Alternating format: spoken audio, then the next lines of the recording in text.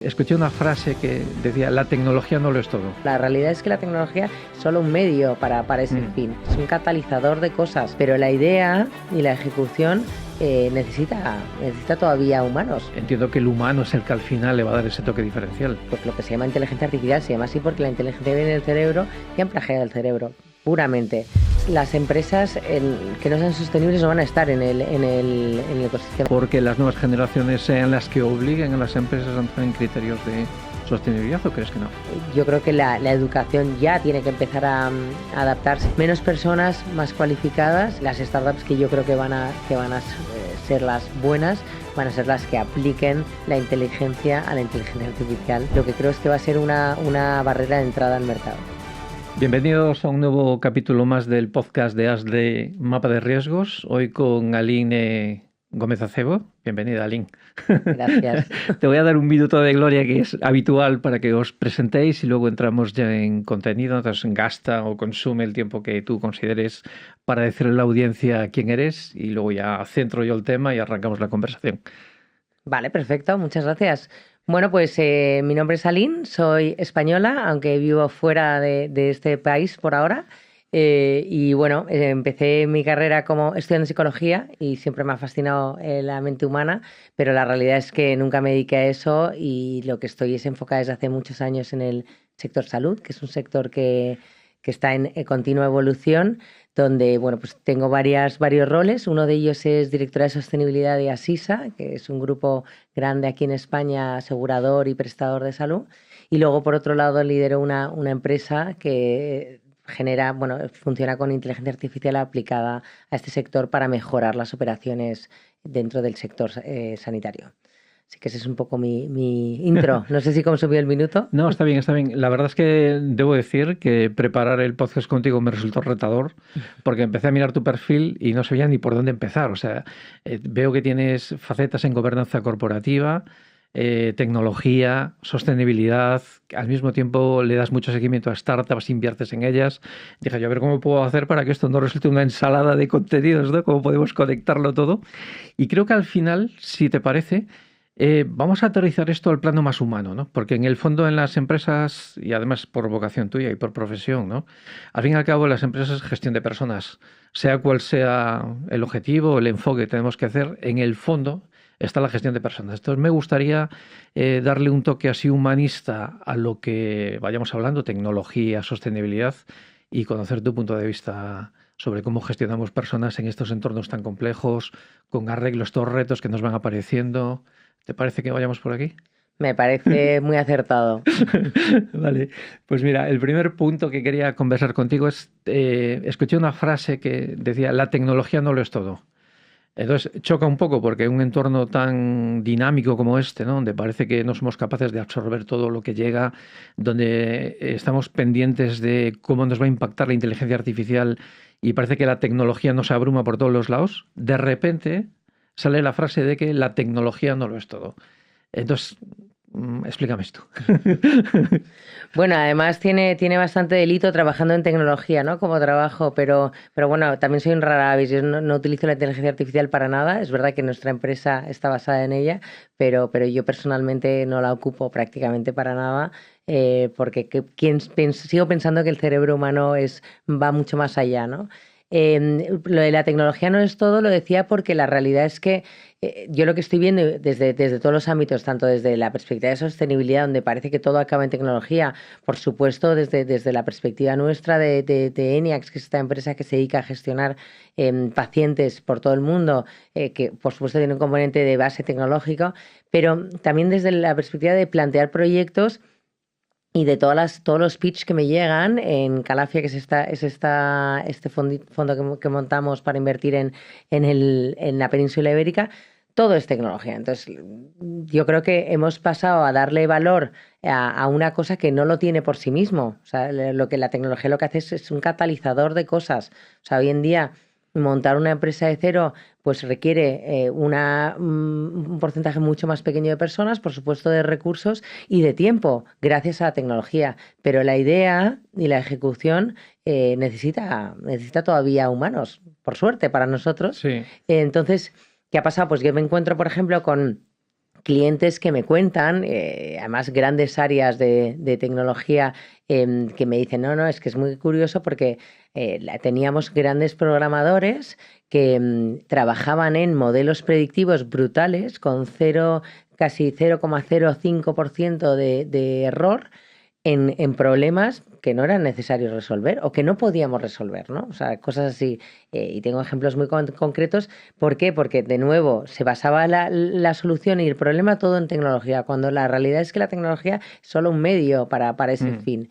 Entonces, de ahí viene la frase de es que no podemos basarnos en tecnología. La tecnología es un aliciente, es fundamental, es maravilloso y quien no lo use está fuera, eso está claro.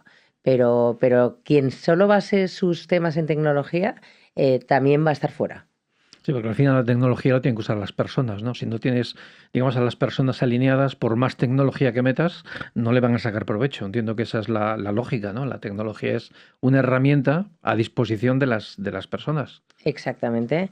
Entonces, al final, ¿qué ha pasado? Que este mundo ha empezado a hablar un idioma que ha pasado igual con el mundo sanitario y ha pasado con el mundo legal, casi como para que no lo entienda nadie más. Entonces, la gente que no está metida en el mundo, pues se siente totalmente fuera y además con una barrera de entrada brutal. Y no solo estoy hablando de gente que a lo mejor está, pues gente más senior, pero también gente de mi edad, que yo no me considero senior, que dice, buf, es que a mí esto me supera, ¿no? Es que no te tiene que superar, lo que pasa es que no te lo explican con palabras sencillas para que tú lo comprendas, pero la realidad es que es muy fácil de entender. De hecho, si tú ves un cerebro humano y su funcionamiento, es lo que han plagiado. O sea, las redes neuronales, la neurona es una cosa que tiene el cerebro, no es una cosa que se ha inventado ningún programador, ¿no? Lo que han hecho es plagiar estas conexiones para intentar, pues lo que se llama inteligencia artificial, se llama así porque la inteligencia viene del cerebro y han plagiado el cerebro puramente. Luego tienes más o menos complejidad, pero la realidad es que esas herramientas las puede entender cualquier persona que tenga un mínimo de estudios. Lo que pasa que pues se sienten como fuera y les da vergüenza hasta preguntar porque parece que todo el mundo es un experto hoy en día en inteligencia artificial. Entonces, el que no lo es, pues se queda un poquito atrás, ¿no? Sí, y además, no sé si coincides con esto, pero si todo el mundo usa la tecnología masivamente, al final se iguala el resultado, ¿no? Porque, digamos, la base de conocimiento es la misma. ¿Dónde está el diferencial? Si todo el mundo utiliza IA, imaginemos desde el punto de vista estratégico, estoy seguro que las respuestas van a ser muy similares en todas las empresas, ¿no? Entiendo que el humano es el que al final le va a dar ese toque diferencial. Por supuesto. De hecho, mira, ayer justo estaba en la pre-inauguración de South Summit con una persona que es americana, un emprendedor, tiene miles de éxitos y, por supuesto, inversor. Y me contaba que el panorama de inversión en Estados Unidos está muy mal. Pero no es que esté mal por un tema de incertidumbre geopolítica, que también. Pero sobre todo está muy mal porque es que se están dando cuenta de que invertir en crecimiento en empresas que a lo mejor el día de mañana Anthropic saca el nuevo Claude y te lo hace, pues tiene mucho riesgo. Entonces, hoy en día está evolucionando tanto que si tú basas tu solución en puramente tecnología, lo más probable es que el día de mañana dejes de existir. Ujú. Sin embargo, si tú basas tu solución en un problema que tú conoces, que tiene inteligencia, que tiene una parte de consultoría y que no se basa simplemente en modelos de lenguaje, en machine learning, probablemente tu empresa va a mantenerse, va a ser más sostenible, porque la base es real. Mientras Ujú. que lo otro es simplemente el efecto wow, ¿no? De, es que me está contestando rapidísimo. Sí. Em, Pues fíjate que me sorprende que los inversores todavía se están dando cuenta de esto, ¿no? Porque sí entiendo que a nivel de startup sobredimensionan la tecnología, la ven como ventaja competitiva, ¿no? Y yo creo que la sobredimensionan. Sin embargo, a nivel de inversores, ¿no? Que todavía se estén dando cuenta que al fin y al cabo es la aplicación de la tecnología lo que te da el éxito y eso depende de las personas, pues me sorprende que a estas alturas se estén reconsiderando, ¿no? Pero me parece correcto.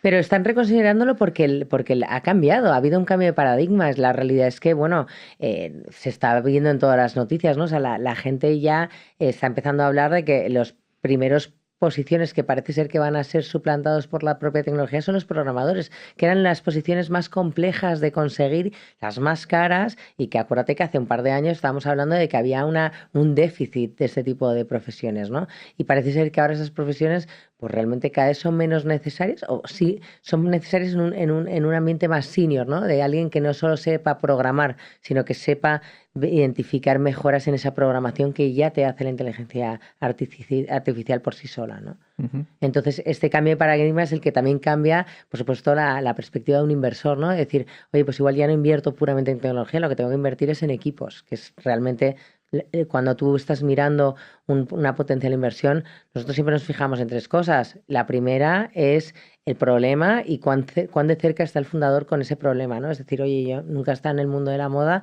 yo te planteo una solución de moda, pues que la probabilidad de que tenga éxito es mucho menor, porque es que no tienes ni idea de todas las casuísticas posteriores, ¿no?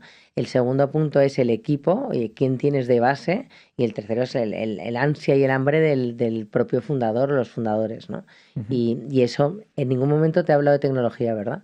No, personas. ¿Qué consejo darías con el tema de la tecnología, o perdón, de la IA en este punto donde todo es tan fluido que justo no sabe uno si tiene que esperar a que esto se asiente y realmente veamos aplicación o aplicabilidad directa en ciertas áreas, ¿no? O meternos ya en este contexto donde lo que aprendemos hoy probablemente pasado mañana esté obsoleto, ¿no? Se llama el término de fluido porque es casi imposible ahora mismo encontrar el punto, ¿no? Entonces no sé si es desde tu perspectiva es momento de entrar, es momento de esperar. ¿Cómo lo ves tú? Bueno, yo lo que estoy viendo es, por lo menos desde mi perspectiva, que es muy pequeñita, estamos en un sector específico, en una cosa específica, sí que hemos visto una evolución, te diría, en los últimos, nosotros llevamos casi 10 años, ¿no? Y al principio tú no podías hablar de ella, no existía ese término. Luego ya todo el mundo quería ella. Y luego los propios, claro, nosotros vendemos a grandes corporaciones, querían generar su propia IA.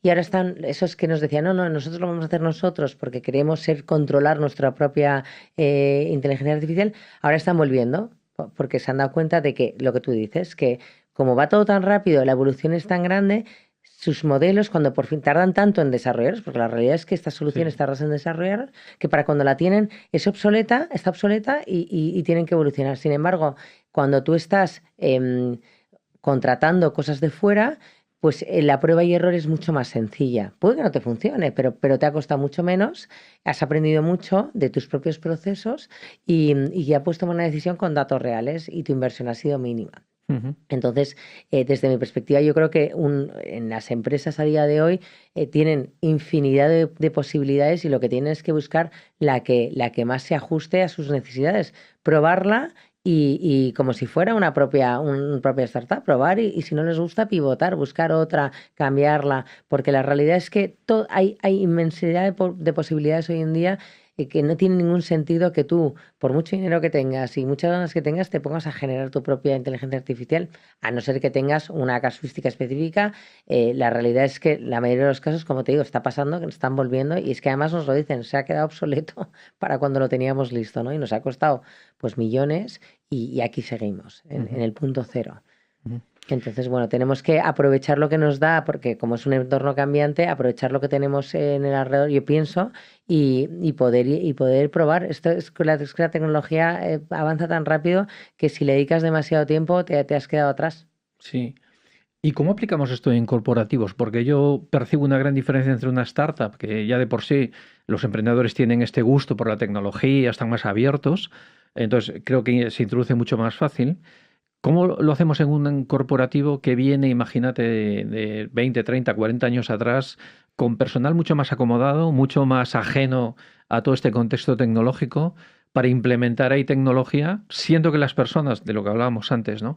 No crecieron en ese entorno tecnológico y hay que, digamos, llevarlos hacia este lugar? ¿Que ahí encuentras barreras? Bueno, ahí hay cantidad de barreras. Primero porque la tecnología siempre te va a obligar a cambiar tu forma de trabajar. Es como la sostenibilidad. O sea, la gran barrera es tu cambio, ¿no? Tienes que cambiar. Entonces, este cambio lo que hace es que la gente percibe, voy a tener que trabajar más. Porque primero para adaptarte tienes que Sí. trabajar más. Y en el fondo, ¿para qué? Nadie me asegura, ¿no? Que esto va a ir a mejor. Entonces, tiene que haber un cambio de mentalidad de todo lo que tú puedes llegar a hacer gracias a estas innovaciones, que te lo tienes que creer. Y eso también es labor de las propias startups cuando hacen el pitch, ¿no? Cuando ellas plantean pues, soluciones a las corporaciones. Es decir, es que no es un tema de para solucionar tu problema, es para conseguir mucho más. Y eso es lo que generalmente no suelen hacer o no se les da tan bien.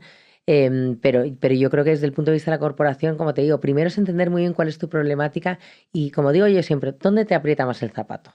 porque la realidad es que nosotros tenemos miles de problemas, pero hay algunos que es que cada vez que caminamos los notamos, ¿no? Y esos son los Ujú. primeros que tenemos que atacar. Y tenemos que conocerlos muy bien porque hay muchas soluciones, entonces es muy difícil elegir entre todas las que hay. Pero si tú tienes muy claro cuál es el problema y la tecnología lo que nos ha demostrado es que, a diferencia del ser humano, y perdona el punto, pero la mujer que es multitasker, bueno, no existe el multitasking, pero tiene la capacidad de tratar muchas cosas a la vez, la tecnología tiene que tratar de una en una. Esa es la realidad, si la quiere hacer bien. Entonces tienes que ir problema a problema y luego lo vas ampliando. Pero la gente que dice, es que yo de golpe quiero resolver, olvídate. Tienes que ir a un problema muy específico, con ese problema vas a atacarlo. Cuando tengas ese problema bien atacado, ya no te preocupes, que vas al siguiente y vas al siguiente, porque es la única manera de enseñar a la tecnología a hacer las cosas muy bien, poco a poco, que no puede hacer todo de una.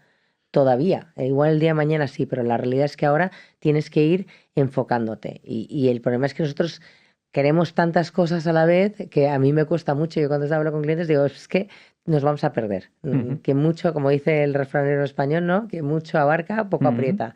Tenemos que apretar poquito a poquito cosas.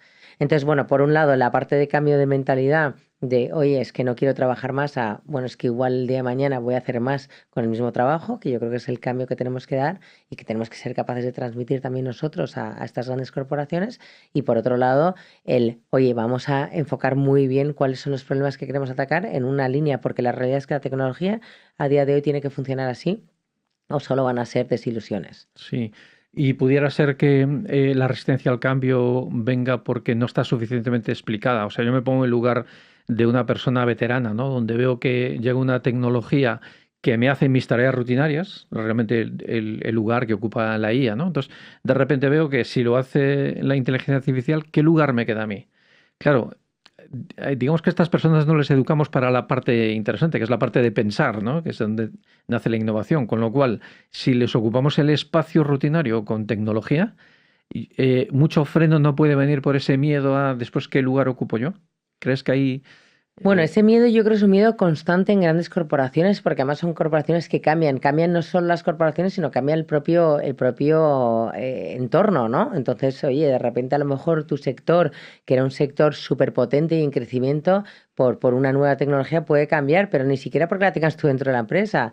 Entonces, yo creo que ese miedo existe, por supuesto, y existe el miedo personal de ¿y yo qué, no? Ayer, por ejemplo, hablaba con una chica que la verdad es que es impresionante, tienen una empresa justamente de temas de clima y me decía que, claro, cuando lo picheaba a los a los gobiernos, le decía, no, es que yo te puedo decir qué va a pasar con con temas de cambios climáticos. Entonces que el propio, a la persona que le picheaba, que pues no voy a decir quién es, pero bueno, en este caso un alto cargo, decía, es que yo no lo quiero saber. Es que aquí me quedan 3 años. Entonces, claro, yo no quiero saber lo que va a pasar dentro de 10, porque no es mi problema, ¿no? Y la realidad es que esta es un poco nuestra mentalidad en general, ¿no? Somos sí. cortoplacistas, medioplacistas. Que quizás eso es lo bueno, una de las cosas buenas que nos trae la sostenibilidad es el obligarnos a mirar a medio y largo plazo, ¿no? Pero la realidad es que los negocios hasta hace relativamente poco se habían planteado en un corto plazo. Los CEOs tenían que cambiar cada 3 años. Los socios de las consultoras, no sé qué. O sea, todo estaba enfocado a consigue tus objetivos de este trimestre. Pero si yo consigo mis objetivos de este trimestre, no estoy garantizando los del siguiente y los del siguiente. Ujú. O tengo que gestionarme para garantizarlos. En cambio, si a mí me dicen, oye, mira, de aquí a dentro de 3 años tenemos que llegar aquí. Tú verás si, oye, no pasa nada si los primeros 6 meses no va bien, pero lo importante es mirar hacia allá. Pues probablemente las cosas serían mucho mejor, porque no, porque las haríamos bien, las haríamos pausado, las tendríamos tiempo, pero como todo es para mañana, todo es tengo que dar resultados hoy, pues es muy difícil pensar en ese medio plazo, pero ese medio plazo es el que nos garantiza que seamos sostenibles. Ujú. Entonces, desde el punto de vista de empleado, yo quiero mirar es que me jubilo dentro de 5 años, a mí no me fastidies, ¿sabes? Y es la realidad. Sí. No tenemos esa mentalidad. Sí, veo que tienes una visión muy aterrizada de la sostenibilidad, ¿no? Porque para ti es que la empresa perdure, Ujú. ¿no? Y más allá de eso, luego está el tema de la moda o de las regulaciones. Eh, Cuéntame si para ti la sostenibilidad es una moda, es una tendencia, ¿cómo ves esto? Bueno, yo creo que la sostenibilidad es una necesidad. Otra cosa es que en efecto ahí está muy de moda. Está muy de moda hasta hace relativamente poco. Ahora está en de moda. Sí, De hecho, este está mismo decayendo. está decayendo. De hecho, este mismo me decía el de ayer que te contaba, me decía, no, tú en Estados Unidos dices sostenibilidad o ESG y te cierran todas las puertas, o sea, porque ¿Sí? no hay inversión para esto ya. Hace 2 años solo había inversión para esto, entonces realmente ha sido una moda el concepto en sí mismo. Ahora bien, yo creo que es una realidad y es una necesidad. Y las empresas que no estén enfocadas en esto difícilmente van a perdurar. Porque cuando tú no miras en el medio y largo plazo, con este entorno tan cambiante, lo más probable es que fracases. Y luego, si tú no te preparas para el mañana, que es un poco lo que hace la sostenibilidad y hacer las cosas mejor hoy para garantizar el mañana, pues el mañana no está garantizado. Entonces, lo más probable es que de nuevo, con toda la competencia que hay, con todos los cambios que Mm. hay, no vas a resistir. Entonces, para mí la sostenibilidad lo que te hace es un cambio completo de mentalidad desde el punto de vista empresarial, en el sentido en el que tú dices, oye, voy a hacer las cosas bien dentro y fuera para que esto sea sostenible en el tiempo. Eso no implica que tu modelo de negocio pueda mudar y de hecho a lo mejor tiene que mudar y quizá la sostenibilidad es la que te da la palanca para esa reflexión, ¿no? ¿Y esto lo estamos haciendo bien? ¿Y si lo hiciéramos de esta otra manera? Pero la realidad es que esto es lo que te permite hacer inversiones, cambiar formas de trabajo, que por supuesto tiene mucha resistencia, de nuevo por lo mismo, porque la gente dice, ¿y esto para qué? ¿Y yo qué gano? Pero que es lo que te permite en el medio y largo plazo seguir ahí y seguir siendo relevante, que es lo que buscan las empresas. Ujú. ¿Crees que las generaciones que estamos ahora mismo educando darán prioridad a empresas sostenibles versus aquellas otras que no sean? Es decir, ¿habrá presión por parte de los nuevos consumidores para que las empresas realmente entren en este ámbito y aquellas que no sean capaces quedarán fuera de mercado? O sea, puede venir que el cambio se produzca, si hay esa tendencia, ¿no? Porque las nuevas generaciones sean las que obliguen a las empresas a entrar en criterios de sostenibilidad, ¿o crees que no? Yo es que creo que las empresas que no sean sostenibles no van a estar en el ecosistema directamente. Va a ser como un desde, oye, es que es lo mínimo que te pedimos, ¿no? Que sea sostenible. Ya es así, o sea, ya hay muchas cosas que pasaban hace no tantos años, explotación infantil, trato injusto, que ya eso no existe, porque la gente ha dicho, oye, yo a esto no le compro. Entonces, no es que vaya a haber una preferencia como tal, yo pienso, porque la verdad es que nosotros, por ejemplo, en Asisa hicimos un estudio para ver si la gente estaría interesada en un seguro de salud sostenible, en el que nosotros medíamos la trazabilidad completa de las emisiones y apoyábamos a que hubiera menos. Y lo único que nos decían es que, pues si me va a costar más, yo paso. ¿Sabes? O sea, que no hay esa sensibilidad a día de hoy y no creo que la vaya a haber, porque también ha habido mucho engaño con esto, igual que ha habido mucho engaño con temas bio, y la gente no está dispuesta todavía a esto. Yo creo que te lo exigen como consumidor, oye, es que lo mínimo que tienes que hacer es luchar para impactar lo mínimo posible al planeta y hacer las cosas bien para tus grupos de intereses. La verdad es que es bastante lógico, ¿no? Que te lo exijan. Pero no creo que vaya a ser una ventaja competitiva, lo que creo es que va a ser una barrera de entrada al mercado. Le metemos el apellido sostenibilidad a todo, ¿no? Porque antes hablamos incluso hasta de finanzas sostenibles. Sí. Me sorprendió lo que me decías de que en Estados Unidos ya no le dan tanta prioridad en las startups a la hora de valorar su parte de sostenibilidad, ¿no? Porque aquí te decían que sí, aquí te decían que si tus finanzas y si tu estrategia no es sostenible, pues ya puedes quedarte fuera de la financiación. No sé si lo de Estados Unidos, que al final marcan tendencia, pues acabará llegando aquí y se quedará todo en, no digo en nada, ¿no? Pero desde luego muy abajo el suflé de lo que tenemos ahora mismo. Tu percepción es que esto entonces se va a rebajar, ¿no? Yo creo que ya se ha rebajado. De hecho, las finanzas sostenibles, todas las taxonomías, en realidad son muy complejas porque, de nuevo, yo siempre lo digo, la primera sostenibilidad en una empresa es la sostenibilidad financiera. Porque la realidad es que si tú no eres capaz de subsistir, de poco nos sirve luchar contra el planeta. No vas a tener recursos. O sea, lo primero que tienes que buscar es tu cuenta de resultados y que esté bien. Una vez está bien tu cuenta de resultados, tienes que con esos excedentes, buscar el mejorar tu día a día, porque va a ser bueno para ti. Nosotros siempre que planteamos una iniciativa de sostenibilidad, la planteamos siempre en dos vertientes. Una es en optimización, es decir, oye, es que si tú, pues no sé, inviertes en paneles solares, un ejemplo muy tonto, pero que para que la gente lo entienda, pero pues probablemente tu autoconsumo será mayor, tú te bajará la factura de la luz, con lo cual eventualmente vas a tener un menor coste de producción, ¿no? Es bastante sencillo. Como esos hay miles de ejemplos, ¿no? Y no solo en la parte medioambiental, sino también en la parte social. Y luego la otra vertiente es, oye, no hay optimización, es decir, no hay eficiencias, pero sí que puede haber promoción. ¿Qué significa promoción? Pues, por ejemplo, oye, es que yo hago como una de las patas más importantes de la sostenibilidad, es la pata social.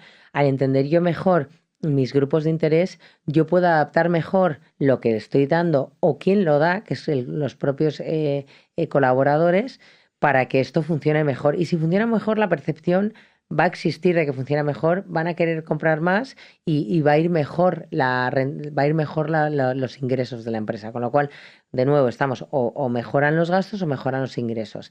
Y todo esto es bastante fácil de medir. Es verdad que la parte social es un poco más compleja, pero nosotros hemos conseguido medirla por viendo el pasado cómo funcionaba, ¿no? Entonces, ¿qué pasa? Que al final, si tú lo planteas de esta manera, es como dicen los ingleses, un no-brainer. O sea, es que, ¿por qué no? ¿Sabes? Y además tú lo puedes mirar en el medio plazo. Oye, mira, esto, la inversión es tanto, en 2 años hemos recuperado la inversión y a partir de ahí es más esto o menos esto de gastos, ¿no? Entonces, la realidad es que cuando tú planteas así las iniciativas, es muy difícil que te digan que no. De hecho, nosotros por eso, joder, en 3 años hemos conseguido muchísimo más de lo que nos habíamos planteado en un inicio, pero porque hemos sido capaces de traducir al idioma el negocio. Porque el negocio sabemos que es fundamental. No podemos ir con, es que tenemos que. No, vamos a hacer esto porque es bueno para vosotros. Y entonces, pues el propio negocio ha comprado todo esto y lo ha hecho parte de ellos, ¿no? Y de nuevo, esto pasa también en todo. Entonces, la sostenibilidad, ¿qué es lo que pasa? Que en las finanzas se ha planteado desde un punto de vista de obligatorio. Es que tú, para que tengas estas taxonomías, tienes que invertir en un mínimo de este tipo de cosas. ¿Qué pasa? Que hay algunas cosas que son rentables y se ha probado lamentablemente que otras no, porque la gente ha aprovechado y ha dicho esto es sostenible y no sé qué, o vamos a hacer algo de sostenibilidad porque tenemos acceso a financiación.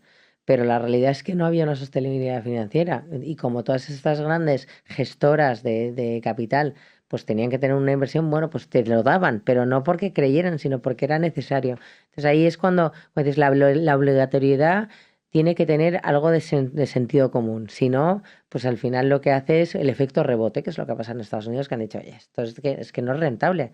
Pero no es rentable no porque la no sostenibilidad no sea rentable, sino porque lo que habían planteado como sostenibilidad no eran modelos de negocio válidos. Sí, y por la dificultad a veces establecer métricas, ¿no? Hablabas antes que habías hecho una comparativa en base a métricas, a KPIs muy concretos, ¿no? ¿Cuáles serían algún ejemplo de KPIs que te permitan medir que tu empresa va por buen camino en estrategias de sostenibilidad? ¿Cuál sería algún KPI tangible que pudiéramos incorporar al negocio para tener eso, el feeling de cómo está evolucionando? Bueno, los KPIs de la parte medioambiental son bien sencillos, porque al final tú ahí con consumo energético, emisiones, todo eso es la suerte es que en la parte medioambiental hemos cerrado todo en un punto que es CO2 y emisiones de CO2 y eso es la pera, porque todos nos podemos comparar. Luego tenemos la parte social, que es la más compleja de medir, pero por ejemplo, nosotros uno de los puntos que hemos trabajado es el tema de retención y de bajas, Ujú. bajas laborales. Es impresionante en grandes corporaciones la cantidad de talento que se va y lo que te cuesta. No, o sea, no en tiempo, pero en dinero, el volver a buscar personas para rellenar esos huecos que te dejan libres, ¿no? Y por otro lado, las bajas laborales, el dinero que te cuestan, porque tú cuando tienes una baja, y sobre todo en el sector sanitario, no tienes que reponer con alguien. No puedes dejarle a un área sin un auxiliar, un enfermero, un Mm. médico, o incluso propiamente en las oficinas, ¿no? O sea, no puedes dejar al área legal sin la persona encargada de los contratos. Me estoy inventando, ¿no? Entonces, esto, claro, al final si tú lo mides, si tú lo contabilizas, estamos hablando de muchísimo dinero. Entonces, cuando tú trabajas para que la gente que trabaja en la corporación esté más feliz, se sienta escuchada, sienta que tiene apoyo, que las cosas que pide son las que le das y no de repente te inventas beneficios, que tiene más información, que tiene más acceso a formación, pues nosotros hemos visto que se han reducido brutalmente el número de bajas laborales, que hay mucha más retención y claro, esto automáticamente en el EBITDA vale más que todas las inversiones medioambientales que hemos hecho. Y te hace el negocio perdurable, ¿no? Que era para ti el criterio último de sostenibilidad. Me sorprendió el tema de las bajas de talento. ¿Por qué se va el talento de las empresas? ¿Qué es lo que no encuentra para que haya este problema de rotación? Mucho choque cultural generalmente, ese es un gran punto, que es algo que cuesta. Y luego hay mucha gente que busca crecer dentro de la empresa, entonces si no tienes eso bien planteado, pues cuando no tienen claro dónde van a ir, qué tienen que hacer para seguir avanzando, pues se acaban yendo, porque otras empresas sí que lo tienen, ¿no? Entonces ahí hay y nosotros lo que hemos visto también es escuchar, preguntar y escuchar. Y eso lo valora muchísimo. Por ejemplo, te voy a poner un ejemplo muy sencillito, pero que para que veas lo válido que es. En Asisa tenemos en Luca de Tena, que es un poquito a las afueras, en la A2, entrando en la A2, pues hay igual 600, 800 empleados, ¿no? Más o menos. Y es un lugar con un acceso bastante malo. Entonces, cuando entramos en el área de sostenibilidad, que se creó de cero, pues nos sentamos con la gente, hicimos varios focus groups, oye, ¿cómo lo veis? ¿Qué os gusta? ¿Qué nos gusta? ¿Qué echáis de menos? ¿Qué tal? Y la verdad es que, joder, no pedían gran cosa, estaba la gente muy contenta, pero pedían, nada, tres, cuatro cosas, poquitas cosas, ¿no? Y mira que tenían beneficios de comida, de no sé qué, de no sé cuántos, pero ellos lo que querían era pues tener acceso a un sitio para hacer ejercicio físico, que además decían, joder, una empresa como Asisa, que es de salud, que no nos ayuda a ser más saludables, es raro, que lo hicimos. Y fíjate que solamente, no sé, pues de 800 igual se han apuntado 100. Y es gratis para ellos, ¿eh? Sí, bueno, pero esos 100 tienes un gran impacto en ellos, ¿no? Y los que no se han apuntado decían, no me apunto porque al final estoy encantado de mi gimnasio de casa o porque tengo a mi entrenador, pero qué ilusión que me hayáis hecho caso, ¿sabes? Y luego otro tema, por ejemplo, del tema de movilidad, que de nuevo montamos unas lanzaderas que por supuesto no fue nadie. Pero de nuevo nos decían, oye, pero nos habéis hecho caso, ¿sabes? Entonces, solo el hecho de sentirse que escuchados y que haces cosas, no que solo preguntas, que es lo que hacen muchas corporaciones, encuesta de clima, ¿sabes? Sí. Pues de hecho, ese primer año hicimos la encuesta de clima y salió increíble, ¿sabes? De hecho, tenía miedo de hacer una encuesta de clima, a ver qué va a salir. Salió genial, porque la gente estaba encantada, la llevamos haciendo todos los años ya a partir de entonces, intentamos hacer estas escuchas y esto tal, pues ponernos un café bueno. No sé, son cosas que tú no valoras tener un café bueno en tu casa. Sí.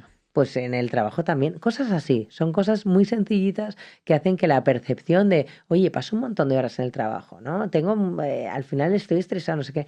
Pues qué bien que, bueno, pues que me den cosas que me hacen la vida más agradable, ¿no? Sí, y derribar barreras, ¿no? Porque me imagino que en todas estas empresas muy tradicionales, de procesos muy rígidos que buscaban la calidad total, el talento tiene difícil acomodo ahí, porque el talento viene demandando espacio. O sea, lo que más le fastidia a una persona talentosa es que llegue a una empresa y le digan, esto es lo que tienes que hacer, ¿no? Y es que a mí se me ocurre, no sé qué cosa, aquí no te pagamos para pensar, que es la típica frase de antes, ¿no?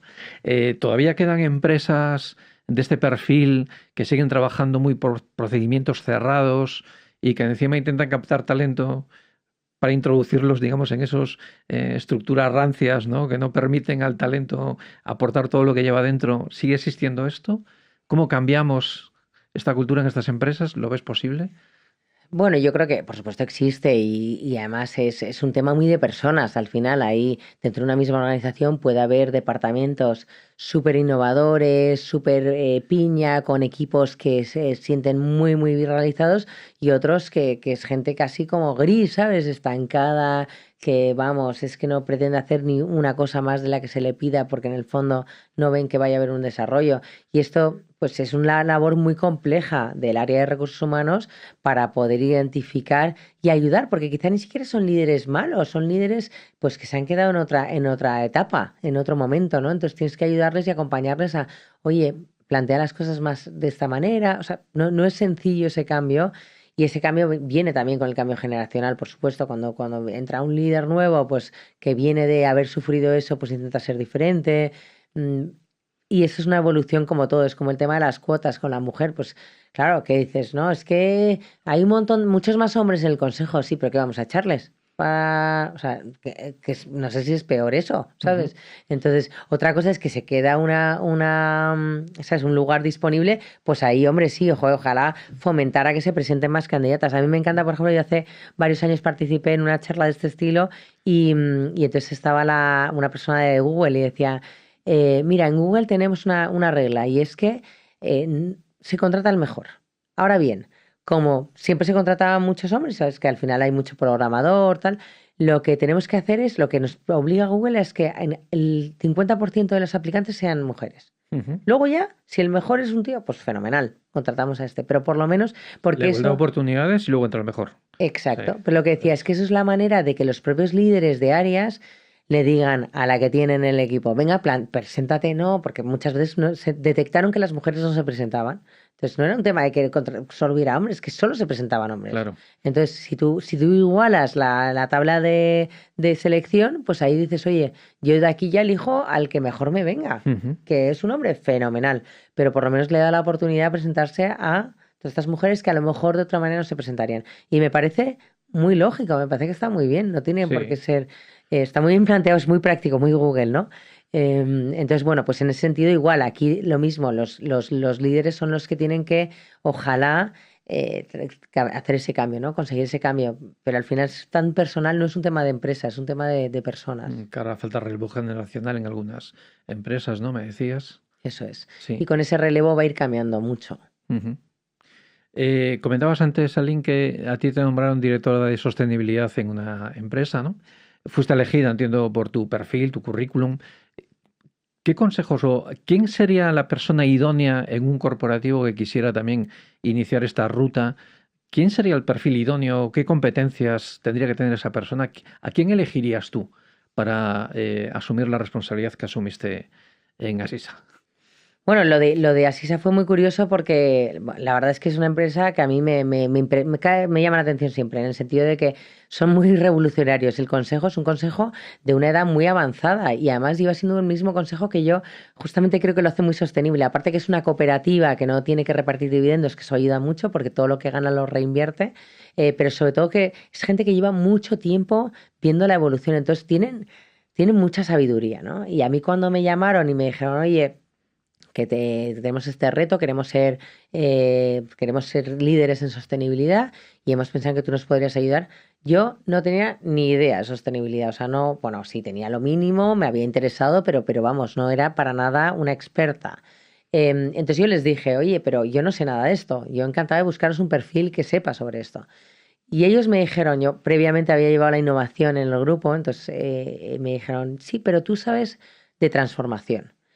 Tú nos has ayudado a innovar en esta empresa y pensamos que la sostenibilidad es una transformación. Entonces, que creemos que es más sencillo encontrar a alguien que conozca bien cómo funciona la empresa, em, que sepa con quién tiene que contar, cuáles son las personas óptimas para cada cosa, y la parte de sostenibilidad te puedes formar. Y en efecto, ellos me ayudaron con un programa de sostenibilidad para que yo toda esa parte que desconocía, pues la asumiera y la entendiera y entendiera cómo tenía que plantear las cosas.